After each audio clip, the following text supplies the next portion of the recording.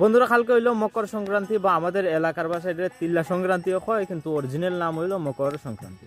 তো এই মকর সংক্রান্তি আসলে কি, এই দিনের গুরুত্বই বা কি, এই দিনটাতে কি কি দান করলে কি কি ফল লাভ হয় এবং সেই দিনে আমাদের করণীয় কি।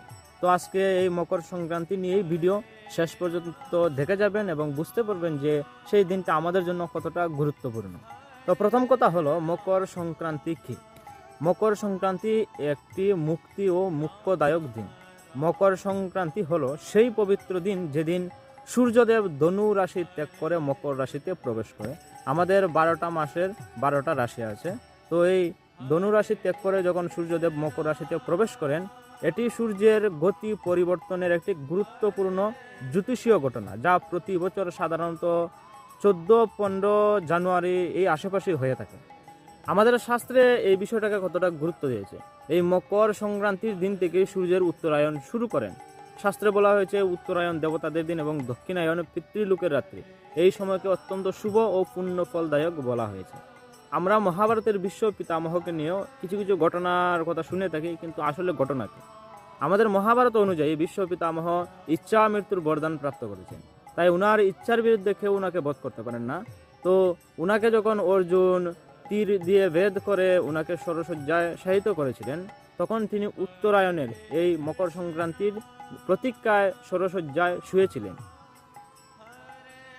মকর সংক্রান্তির দিনই তিনি দেহত্যাগ করেন, তাই এই তিথিকে মুক্তি ও মুক্তদায়ক দিন বলা হয়। সেই দিন যদি কেউ প্রাণও ত্যাগ করে তাহলে তার সদ্গতি নিশ্চিত। আর কথা হলো, আমাদের বাড়ির গুরুজনেরা সকাল সকাল বলে স্নান কর, তাহলে এই স্নান করারই কি মাহাত্ম্য, এই দিন স্নান করলে কি ফল লাভ হয়। তো পৌরাণিক বিশ্বাস অনুযায়ী এই দিনে গঙ্গা স্নান করলে সমস্ত পাপ নাশ হয় এবং অনেক অনেক পুণ্য লাভ হয়। শাস্ত্রবাক্য বলে মকর সংক্রান্তিতে স্নান করলে সহস্র অশ্বমেধ যজ্ঞের সমতুল্য হয়ে থাকে। আর এই মকর সংক্রান্তির দিনে কি কি দান করা উচিত, তো মকর সংক্রান্তির দিনে তিল, গুড়, চাল, বস্ত্র, অন্ন দান করলে অক্ষয় পুণ্য লাভ হয়। তো এখন হইতে পারো তিল আর গুড়, এটা তো অবাক করার বিষয়, এইগুলো আবার কিতা।